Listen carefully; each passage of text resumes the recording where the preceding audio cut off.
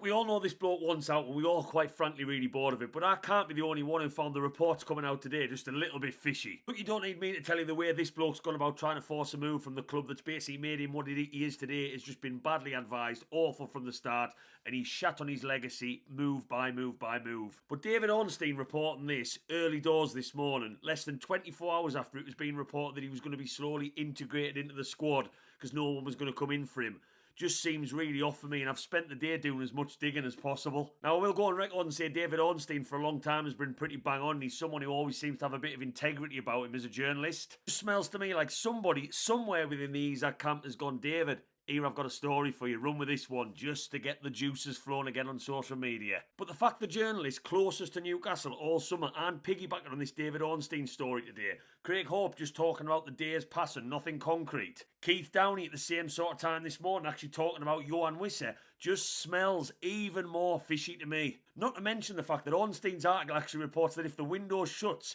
he doesn't want to play for Newcastle regardless. That makes no sense for a player's career with a World Cup next summer as well. Bonkers to me. This transfer saga has been 90% stirred up by the media all summer, and it is battering my head in, and that's why this one in particular I'm just not buying, because there's not enough evidence to suggest any of this is true. People are going to say, but he put his house up for sale. Well, if you look a little bit deeper at the facts, his lease on his house was actually up in July. So regardless of whether he wanted to stay at Newcastle or he didn't, and obviously he doesn't the way it's worked out, he was never going to stay in that house anyway, because if we remember rightly, he got burgled by these lovely people twice. For me, Newcastle are playing this exactly as we should, as a club who doesn't want to bend over backwards for the bigger clubs anymore, because we've got a bit of ambition. You want the player, you pay £150 million. If we don't get any replacements in before even discussing a sale, you stay, son, because there's 3 years left on your contract and you are paid very good money to wear that black and white shirt and put good balls in the back of the net.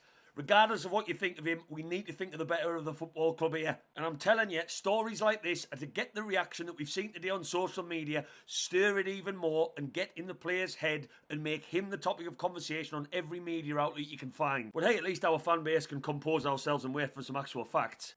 For fuck's sake. Well, at least people with big platforms wouldn't share this sort of stuff to make us look even more stupid. All about them likes and engagement, eh? All that matters, likes and engagement. After 3, social media isn't real life. Social media isn't real life.